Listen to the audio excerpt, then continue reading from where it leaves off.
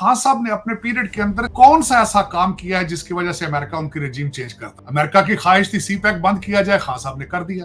America जितना अरसा खान साहब रहे हैं एयर स्पेस यूज करता रहा है अमेरिका पाकिस्तान की। खान साहब ने अपने पीरियड के अंदर एक भी काम ऐसा नहीं किया जिसकी वजह से रेजिम चेंज करते। कौम को आपने पता नहीं ज़हनी तौर पे पागल कर दिया है। कौम को तो प्रोजैक लेनी पड़ेगी, अब इनको ज़हनी इलाज कराना पड़ेगा जो आपने कर दिया है पाकिस्तान के हालात। मैं आपको एक और सबसे बड़ी बात बता रहा हूँ, अमेरिका को पाकिस्तान के मार्शल लॉ से कोई प्रॉब्लम नहीं। Until to deliver American interest. Ziaul Haq साहब जो कौन से डेमोक्रेटिक थे, परवेज मुशर्रफ साहब वाज नॉट अ सियासी लीडर। और सबसे बड़ी बात यह है कि हमारे आर्मी चीफ साहब का अमेरिका का दौरा बड़ा कामयाब दौरा था। वॉच फेडरल पोस्ट,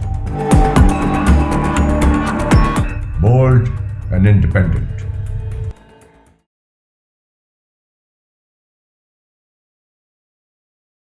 तो अगर हम वो खान साहब की जो थ्योरी, कॉन्स्पिरेसी थ्योरी उन्होंने हमारे सामने दी थी, I would like to call it conspiracy theory unless it is confirm, क्योंकि कि जी अमेरिका ने की रोल प्ले किया in the regime change and kicking him out of power. अगर उसे मान भी लिया जाए, लेट्स से डोनाल्ड लू साहब की स्टेटमेंट तो हमारे सामने है जो उन्होंने बयान दिया, मान भी लिया जाए, तो इन दैट केस अगर तो ये करंट गवर्नमेंट अमेरिकन बैकिंग के साथ या आशीर्वाद के साथ, और जैसे भी कह लें, अगर उनकी बैकिंग थी तो उन्होंने तो बहुत वीक हॉर्स के ऊपर बैट किया। इन्होंने जो 2 साल में डिलीवर किया है तो उससे तो जमहूरियत को भी नुकसान हुआ। बिकॉज आप यहाँ पे किसी से भी पूछ लीजिए, अब वो जो एक आइडिया था कि Pakistan should move forward as a democratic country, वो कहीं अब उतनी उसकी पजीराई नहीं रही इस आइडिया की। तो अगर इस तरह से चल के किसी, अभी हम मार्शल लॉ में या किसी अथॉरिटेरियन रिजीम के अंदर एंटर हो जाते हैं, तो how does it align with the American thinking and policy? देखिए, उसमें पहले मैं दो क्वेश्चन आपने किए। एक तो मैं बिल्कुल खान साहब ने कौम को, मेरा ख्याल है, अगर ये लफ्ज अच्छा पोलाइट लफ्ज नहीं है, बेवकूफ बनाया। उसकी वजह ये है कि अगर साइफर लिखवाया जाता है रजीम चेंज करने वाला, तो डेविड लूट जिस मीटिंग में बैठे थे वहां पे तो नोट लेने के लिए भी साथ असद मजीद साहब, आई नो हिम पर्सनली, तो वहां तो लोग नोट्स भी ले रहे थे। और दूसरा, मुल्कों में जब रजीम चेंज कर देते हो ऐलान करके तो नहीं करते। दूसरा, मैं ये क्वेश्चन मेरा ये है कि खान साहब ने अपने पीरियड के अंदर कौन सा ऐसा काम किया है जिसकी वजह से अमेरिका उनकी रजीम चेंज करता? अमेरिका की ख्वाहिश थी सीपैक बंद किया जाए, खान साहब ने कर दिया। अमेरिका जितना अरसा खान साहब रहे हैं एयर स्पेस यूज करता रहा है अमेरिका पाकिस्तान की। खान साहब ने अपने पीरियड के अंदर एक भी काम ऐसा नहीं किया जिसकी वजह से रजीम चेंज करते। खान साहब क्लेम करते हैं जी मैं रशिया गया था, तो जरदारी साहब भी गए थे वहां पे रशिया जाने से रजीम चेंज कर देनी थी उन्होंने। फिर उसके बाद मेरा दूसरा क्वेश्चन ये है कि हमारे बच्चों को गुमराह कर रहे हैं। आपको अगर अमेरिका अभी फिर आपने लाबियां हायर कर ली, यहाँ पे करोड़ों रुपया आप उन लाबियों पे यहाँ पे इन्वेस्ट कर रहे हैं अमेरिका के अंदर। फिर उसके बाद आपने मेहदी साहब को अगले दिन इंटरव्यू दे दिया जेल से, तो आपने उसमें बिल्कुल ये कन्फेस कर लिया कि अमेरिका ने मुझे नहीं साइफर लिखा था, बाजवा साहब को लिखा था। कौम को आपने पता नहीं ज़हनी तौर पे पागल कर दिया है। कौम को तो प्रोजैक लेनी पड़ेगी, अब इनको ज़हनी इलाज कराना पड़ेगा जो आपने कर दिया है पाकिस्तान के हालात। अब उसके बाद अगली बात यह है, मार्शल लॉ लग जाता है, ठीक है। मैं आपको एक और सबसे बड़ी बात बता रहा हूं, अमेरिका को पाकिस्तान के मार्शल लॉ से कोई प्रॉब्लम नहीं है until to deliver American interest. Ziaul Haq साहब जो कौन से डेमोक्रेटिक थे, परवेज मुशर्रफ साहब वाज नॉट अ सियासी लीडर। और सबसे बड़ी बात यह है कि हमारे आर्मी चीफ साहब का अमेरिका का दौरा बड़ा कामयाब दौरा था। वो जो अभी रिसेंटली होकर यहां से गए हैं, he has a full support of America, matter of fact.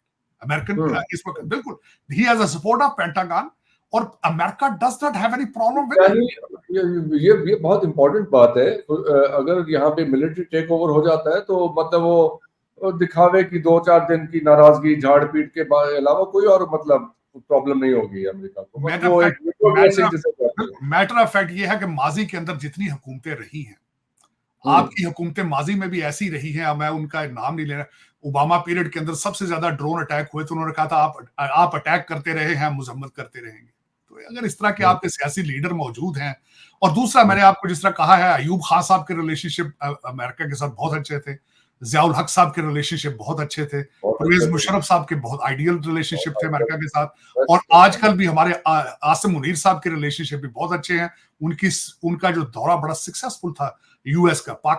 US does not have any problem कि आप, बल्कि सबसे बड़ी बात यह है, अगर मुझसे पूछा जाए, जितने भी आपके मार्शल लॉ रहे हैं, मेरी नजर में पाकिस्तान की पोजीशन ज्यादा स्टेबल रही है वर्सेस जो आप ये दूसरे, और दूसरा अब तो आपका हाइब्रिड सिस्टम है। Is this something that only you are thinking, or the Americans at large they are thinking like that? American establishment की सोच यही है। हाँ, जो पॉलिटिकल लोग हैं, फिर पॉलिटिकल नारे उन्होंने लगाने होते हैं। अब देखा जाए तो वो कहते हैं जी हम जी, जिस तरह वो वेपन ऑफ मास डिस्ट्रक्शन ही ढूंढते रहे, इराक में तोड़ के रख दिया उन्होंने, फिर वो कहते हैं कि we were there to free Iraqis. तो ये तो एक पॉलिटिकल नारे होते हैं, उसकी एक सर्टेन पोजीशन होती है। यानी आपको लगता है कि माशाल्लाह की सूरत में कोई खास पाबंदियां नहीं लगाएगा अमेरिका पाकिस्तान की? पाबंदियां बिल्कुल नहीं लगेंगी, बल्कि अनटिल के कोई मार्शल लॉ इस तरह का लग जाए जिसमें कोई रेडिकल चीजें सामने आना शुरू हो जाए और Pakistan become a threat to the international community, until वो ना हो, मेरे ख्याल में America, US won't have any problem. तो अभी आप कह रहे हैं कि जनरल साहब का अमेरिका का दौरा बहुत कामयाब था, तो लेकिन तो फिर उनकी SIFC में अमेरिका ने सपोर्ट नहीं किया इसको? नहीं, असल में दर हकीकत इस वक्त अमेरिका का फोकस जो है वो दूसरी जगहों पे है। उनका फोकस गाजा पे है, यूक्रेन पे है। आप सोच नहीं सकते कि इस वक्त जितना पैसा करप्शन में जा रहा है यूक्रेन में, हमारी जो अमेरिका की इंडस्ट्रियल कॉम्प्लेक्स है इस वक्त, वो सारे का सारा इंटरेस्ट, मैं आपके देखने वालों को थोड़ा सा एजुकेट करना चाहूंगा कि टोनी बिल्कन, जो कि खुद एक्टिविस्ट है, नॉट अ पॉलिटिशियन, वो बोइंग के बोर्ड पर थे, और इस वक्त हमारे डिफेंस सेक्रेटरी जो ऑस्टिन लॉयड हैं, वो रेथियन से आए हैं। तो total focus is on Ukraine because they are getting kickbacks, और उसमें सारी करप्शन, और अफसोस के साथ कि जितना ब्लड एंड स्वेट अमेरिकन इस वक्त यूक्रेन जा रहा है, सारे का सारा दुबई जा रहा है और UAE में जा रहा है। आई हैव विटनेस्ड इट, लेकिन that is where the interest is. और लेकिन चेंजेस आएंगी, बेहतर होगा।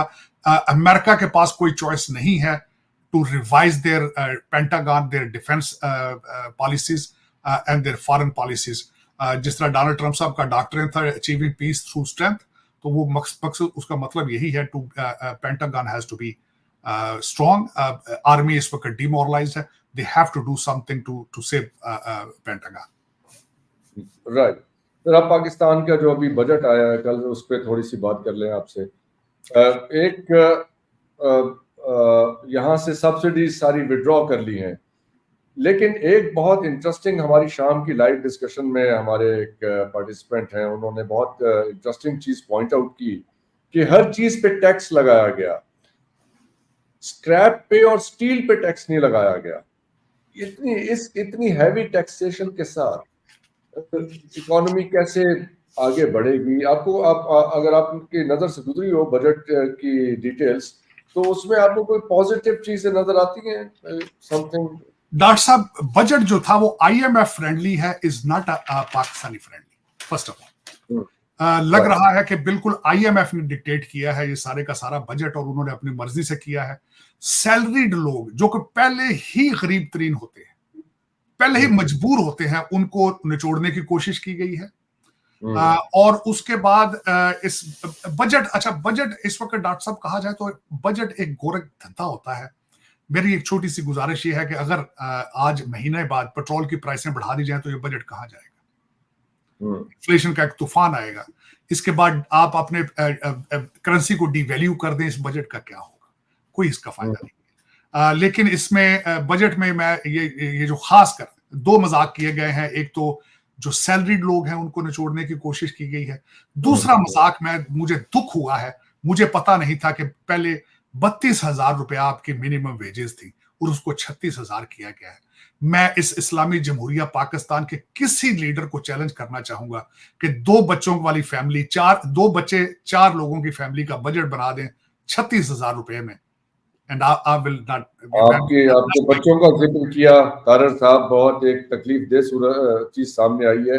ये स्टेशनरी पे और कॉपीज पे, कागज पे, बच्चों के स्कूलों पे के इस्तेमाल की जो चीजें होती हैं उन पे भी टैक्स लगाया गया है।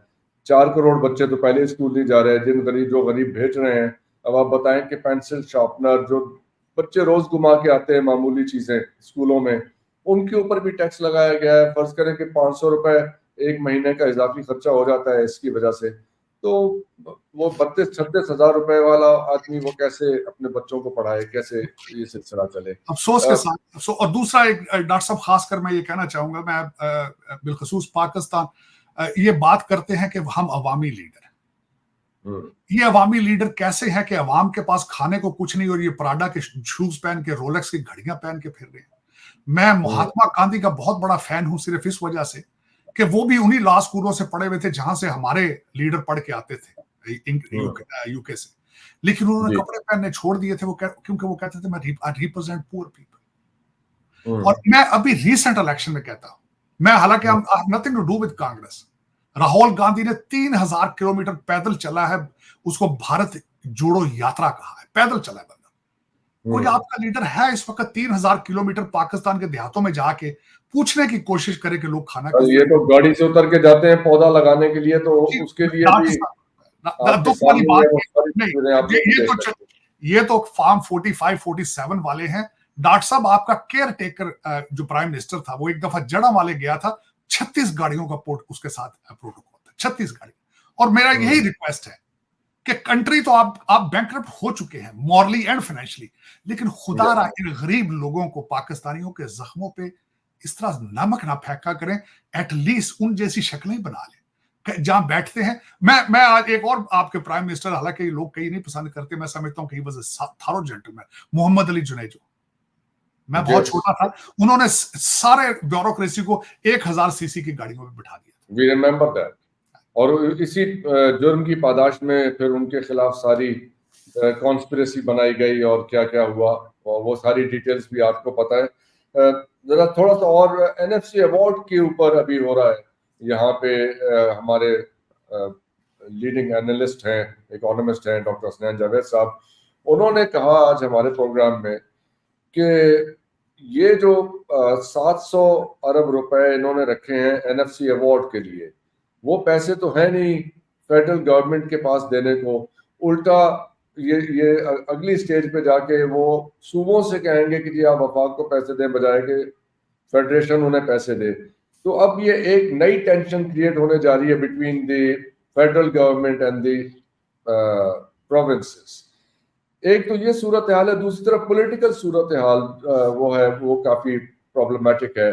केपी और फेडरल गवर्नमेंट के दरमियान एक स्टैंड ऑफ पोजीशन है, आप जानते हैं, पीटीआई और ये कोalition गवर्नमेंट के दरमियान। इसी तरह बलूचिस्तान की situation is not really very positive. तो एक तरफ तो पॉलिटिकली चीजें आमने सामने है, federal government versus provincial governments. जो अब दूसरी एक लेयर ऐड होने जा रही है ये फाइनेंशियल प्रॉब्लम की। कैसे देखते हैं कि इसमें कैसे स्टेबल रह सकेगी गवर्नमेंट? डॉक्टर साहब, इसकी गवर्नमेंट के हालात इस वक्त बड़े कमजोर चल रहे हैं। आपने देखा होगा कि एक तो ये हुकूमत में है सिर्फ पीपल्स पार्टी की वजह से, और आपको पता है कि पीपल्स पार्टी को भी रिजर्वेशंस हैं। वो रिसेंटली उन्होंने कहा है कि इस बजट के हवाले से वो दे आर नॉट टुगेदर। फिर आज प्राइम मिनिस्टर साहब मौलाना फजलुर रहमान साहब को मनाने के लिए वहां पे गए हैं। अली अमीन गंडापुर साहब ऑलमोस्ट ऐलान बगावत कर चुके हैं। उन्होंने कई दफा कहा है, कभी वो कहते हैं बिजली का बिल ना दें, कभी वो कहते हैं हम इस्लामाबाद पे कब्जा करेंगे आके जाके। और उसके बाद जिस तरीके से आपकी जो पॉलिटिकल स्टेबिलिटी है और आपके ऊपर टीटीपी मुसलसल अटैक कर रही है। पिछले हफ्ते भी आपके जवान शहीद हुए हैं, इंक्लूडिंग एक कैप्टन। इन सारे सर्कमस्टांसेस में मुझे ये समझ नहीं आती कि आपके प्राइम मिनिस्टर और दूसरे लोग जो हैं बाहर जाके इन्वेस्टमेंट, लोगों कहते हैं आके इन्वेस्ट करें। इन सर्कमस्टांसेस में कोई इन्वेस्ट करता है आके, जहां मुसलसल दहशतगर्दी हो, दहशतगर्दी चल रही हो, दहशतगर्दी मुसलसल चल रही हो, चारों सूबे जो हैं वो फेडरेशन के खिलाफ आवाज उठा रहे हो, अदालतें जो हैं वो सारी की सारी चट्टे बन चुके हैं। मैं बल्कि अक्सर ये कहता हूं कि आपका नाम पाकिस्तान से चेंज करके तो चट्टास्तान कर देना चाहिए।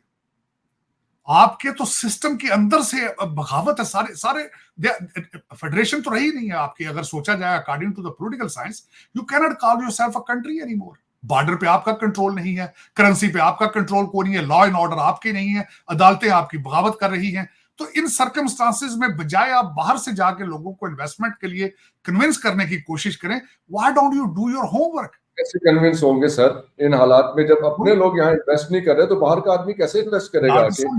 मैं उस कंट्री में पैदा हुआ हूं, उसकी जबान बोलता हूं, उसके लिए दर्द रखता हूं। मुझे कन्विंस करें कि पाकिस्तान आके बिजनेस करो, किसी गोरे को या दूसरी कॉर्पोरेशन को कन्विंस करना तो बहुत बड़ी बात है। मैं डॉक्टर साहब पाकिस्तान जब जाता हूं किसी फंक्शन में किसी रिश्तेदार के पास, मेरे अमेरिकन दोस्त मुझे काले करके पूछना शुरू हो जाते हैं, are you okay, why you going to Pakistan. मैं जब भी पाकिस्तान आता हूं मुझे अमेरिकन एम्बेसी को बता के आना पड़ता है कि मैं I am going to Pakistan. तो अगर ये हालात हैं तो आप जाके कभी यूएई के पांव पड़ते हैं, कभी चाइना को कहते हैं तुम्हारा सेकंड फेज शुरू करो सीपैक का। आपने कितने हमले उनके ऊपर किए हैं, कितने आपके उनके कितने ब्लास्ट किए आपने, चाइनीज को मारा है, आप उनको किस तरह ब्लेम कर सकते हैं। फिर आपने $26 बिलियन उन्होंने आपको दिया, आपने उनके आपने वीजे खरीद लिए उनके। मैंने आपने क्या क्या नहीं किया लोगों के साथ। Why don't you become serious for Pakistan. मैं बल्कि ये चैलेंज अक्सर कहता हूं कि पाकिस्तान के अंदर पाकिस्तानी है ही कोई नहीं। आप तो जो बच्चा पैदा होता है पहले नहीं डॉक्टर साहब, जब भी बच्चा को पैदा हो रहा है पाकिस्तान का, पैदा होते ही लंदन के ख्वाब देखता है। पाकिस्तान में तो रहना ही कोई नहीं चाहता। बात तो दुरुस्त फरमा रहे हैं। मैं अक्रॉस द बोर्ड जानता हूँ यहाँ पे 20 ईयर ओल्ड जो जितने हैं उन सब से पूछें आपका करियर प्लान क्या है। कोई कहता है जी मैं कनाडा जाना चाहता हूँ, कोई कहता है मैं वहां जाना चाहता हूँ। तो लोग ऐसे ही सोच रहे हैं। ये अभी आपने अपनी बात की कि पाकिस्तान जाना चाहता हूँ, जब आप जाना चाहते हैं तो लोग ऐसे पूछते हैं। हमारी बात हुई PTI UK PTI USA chapter के लोगों से, तो ये अब से कोई 2 महीने पुरानी बात है। उन्होंने कहा कि हम तो यहाँ कैंपेन कर रहे हैं कि इस गवर्नमेंट के होते हुए रेमिटेंस ना भेजी जाए पाकिस्तान, और उसको हमने देखा भी कि उसमें फर्क भी आया। तो अगर तो ये सूरत है, आप जानते हैं वहां पे लोगों को ऐसी कोई कैंपेन ऑन ग्राउंड जो है वाकई चल भी रही है। देखिए उसमें 2 चीजें डॉक्टर साहब, अमेरिका के अंदर खान साहब की पॉपुलैरिटी जो है वो पीटीआई की वजह से नहीं है। खान साहब की पॉपुलैरिटी यूके और यूएसए के अंदर शौकत खानम की वजह से। ये नुसरत फतेह अली खान साहब को आके यहाँ ला के कवालियां कराते थे, फंड रेजिंग करते थे। That is one of the reason he is popular in US and UK. अच्छा, उसके बाद ये जो आपको कहा जा रहा है कि अब लोग पैसे नहीं भेज रहे और रेमिटेंस बंद हो गई है, लोग अपने माँ बाप को पैसे भेजते हैं, पीटीआई को पैसे नहीं भेजते। एक तो अतलान ये अर्ज है। दूसरा, जो कोविड के बाद दूसरे ममालिक के हालात भी खराब है इसमें। और देखे ना, या तो वो पैसे भेजो पीटीआई को तो आप कहें जी पैसे कम आएंगे, अब लोग अपने माँ बाप को पैसे भेजते हैं मजबूरन। और दूसरा ये है कि डायस्पोरा हमारा, आप यहाँ कौन है डायस्पोरा डॉक्टर साहब? हम डंकियां लगा के यहाँ आते हैं, हम एक अनएजुकेटेड लेबर की शक्ल में यहाँ पे आते हैं। हम कौन से बिलियंस भेजने की सलाहियत रखते हैं? हम कौन सा भारतीयों की तरह टेक्नोक्रेट है यहाँ पे? मनी होती है तो गरीबों की, उन्होंने मजदूरियां की भी होती हैं, कोई पेट्रोल पंप पे काम कर रहा है, कोई और ऐसा काम कर रहा है, हार्ड एंड मनी है। लेकिन उसके साथ यहाँ एक और काम हुआ है, अभी आपने बजट के हवाले से देखें, 45% ट्रांजैक्शन, ये प्रॉपर्टी की ट्रांजैक्शंस के ऊपर टैक्स लगाया गया है। तो अब जिन लोगों ने वहां से इन्वेस्टमेंट करके कोई प्लॉट या कोई फाइलें खरीदी थी, उनके साथ क्या होने जा रहा है, वो अब इस बारे में क्या फील कर रहे हैं? उसके बारे में ये है कि देखिए पाकिस्तान के अंदर क्या है, आपकी एक इंडस्ट्री बंद की जाती है, लोग कोई और दरवाजा खोल लेते हैं। पहले भी प्रॉपर्टी के पीछे गए थे, लोगों ने प्रॉपर्टी बेच के डॉलर खरीदने शुरू कर दिए थे, अब डॉलर बेच के और चीज कर लेंगे। तो दर हकीकत मेरा इत्तेफाक हुआ इससे तकरीबन 6 महीने पहले हार्वर्ड यूनिवर्सिटी में मैं कॉन्फ्रेंस में गया, तो वहां पे यही बात कर रहे थे हम कि ये जो प्लाटों की इकानमी को इकानमी नहीं कहा जा सकता, और ये डॉलरों की इकानमी को इकानमी नहीं कहा जा सकता। इकानमी आपकी मौजूद ही नहीं है। आपके सारे जो बड़ी कंपनियां थी, जो बाहर से शेल और दूसरी सारी कंपनियां भाग गई हैं, उसकी वजह ये है कि उनका जो कंपटीशन है वो टैक्स को नहीं देता। मैं कल देख रहा था, स्टडी कर रहा था कि मोदी साहब ने अपने पीरियड के दौरान 5 करोड़ नए बंदे ऐड किए टैक्स ब्रैकेट में। आपके जितने टैक्स नादहिंदगान हैं वो सारे असेंबलियों में बैठे हैं, वो सारे ताकतवर तरीन आदमी हैं। ये आपका बजट रिफ्लेक्ट करता है कि आपने जो आपके मजबूर लोग थे, आपने उन्हीं का गला घूंटा है। जितने ताकतवर लोग हैं, आपको जुर्रत भी नहीं करते उनसे आप टैक्स वसूल करने के लिए। आपके बड़े बड़े वडेरे हैं, लैंडलॉर्ड हैं, कभी एग्रीकल्चर पर टैक्स लगने देते हैं? वडेरों को छोड़े सर, यहाँ तो कोई दुकानदार लाहौर का, कराची का टैक्स देने को तैयार नहीं है। वो शबर जैदी साहब से मेरी बात हुई थी आज से 2-3 महीने पहले। उन्होंने कहा जी मैंने ताजरों पे टैक्स लगाने की कोशिश की तो मुझे वहां पे गवर्नर हाउस में पकड़ के मारा उन्होंने। बिल्कुल डेफिनेटली। शबर जैदी साहब ने, बल्कि मुझे मेरी उनसे बात हुई थी, बिल्कुल इसी तरह की स्टोरियां वो भी बताते हैं कि किस तरीके से पेशावर के अंदर कई लोग बिजली के बिल नहीं देते, लेकिन किसी की जरूरत नहीं है कि उनकी बिजली काट सके। जरूरत नहीं है जी। तो किसी की जरूरत नहीं है तो फिर क्या करेंगे, इसको कैसे ठीक करना? This bags the question, all this situation together, क्या इस शक्ल का, इस हालत का पाकिस्तान अमेरिका को काबिल कबूल है, या वो ऐसे ही देखना चाहते हैं इसे? देख, ये भी थ्योरी है, जो आपने दूसरी बात भी की है, ये भी कई लोग करने वाले कहते हैं कि वो पाकिस्तान को मजबूर और लाचार ही देखना चाहते हैं ताकि थ्रेट ना आए। अब मैं उस पर, ये जिस तरह कॉन्स्पिरेसी थ्योरीज होती हैं, मैं उस पर क्या कमेंट करूं, लेकिन कौमें जो होती हैं वो पहले तो कौमियत उनमें होती है। पैसे के लिहाज से मैं बात करना चाहूंगा, हालांकि अच्छी मिसाल नहीं है, ईरान की मिसाल आपके सामने है।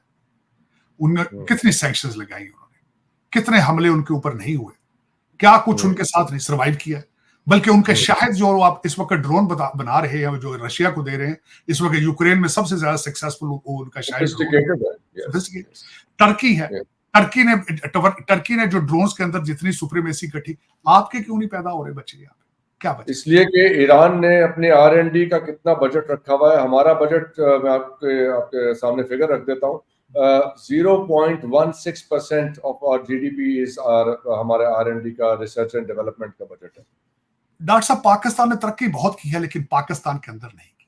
पाकिस्तानियों ने बहुत तरक्की की है दुबई में, टोरंटो में और लंदन में। और सबसे बड़ी बात यह है, बल्कि मैं ये अक्सर यही कहता हूं कि हमारे इस वक्त भी जो ताकतवर तरीन आदमी है आसिम मुनीर साहब, सऊदी अरेबिया में पोस्टेड भी रहे हैं, कुरान पाक भी हिफ्ज किया है, MBS के साथ भी सुना अच्छे रिलेशनशिप है उनके। कभी उनसे जाके ये पूछें कि उन्होंने पैसे करप्ट लोगों से कैसे निकलवाए थे, किसी होटल में जाके किस तरह निकलवाए थे। आप चाइना जाते हैं, भाग भाग कर आप चाइना जाते हैं, उनसे CPAC सीखते हैं, कभी कुछ सीखते हैं, ये सीखें कि वो करप्ट लोगों को गोली किस तरह मारते हैं, ये आप नहीं सीखते। तो दर हकीकत आप खुद ही पाकिस्तान को ठीक नहीं करना चाहते, किसी का कोई कसूर नहीं। आखिरी सवाल, पाकिस्तान की जो इस वक्त पॉलिटिकल सिचुएशन है, आपके तजर्बे की नजर में ये कहां तक चलेगी इसी तरह से, और इसका एंड पॉइंट क्या नजर आता है? इसके दो चीजें मैं समझता हूँ। इमरान साहब का हल जो है वो भी इमरान खान ही है। इमरान खान साहब को आज निकाल के फॉर्म 45-47 के लिहाज से गवर्नमेंट बिठा दिया जाए, 6 महीने नहीं निकाल सकेंगे, 6 महीने। इन्होंने मैं यहाँ पे डॉक्टर साहब ये भी कहना चाहूंगा कि मैं खुद नहीं, ये 6 महीने में बहुत ज्यादा मेरे ख्याल में। मैं उसकी वर्ज ये करना चाह रहा था, खान साहब, मैं खुद, इन्होंने जो ख्वाब दिखाया था तब्दीली का, मैंने भी वो ख्वाब देख लिया था। खान साहब मुसलसल कहते रहते मेरे पास 200 टेक्नोक्रेट हैं जो पाकिस्तान की किस्मत बदल देंगे। असद उमर साहब सबसे बड़े इकोनॉमिस्ट थे, इनके पास दिन नहीं निकाल सके, कुछ दिन नहीं निकाल सके। फिर उसके बाद आसिम मुनीर साहब की स्टोरियां सबके सामने हैं, जनरल फैज साहब की स्टोरियां हैं। बार बार ये कहते हैं कि मार्शल लॉ का समा है इस वक्त पाकिस्तान के अंदर। कर्नल लियाकत कौन थे इनके दौर में थे, जो रिटायर, जो बैठते थे असेंबली में, हाजिरियां लगाते थे।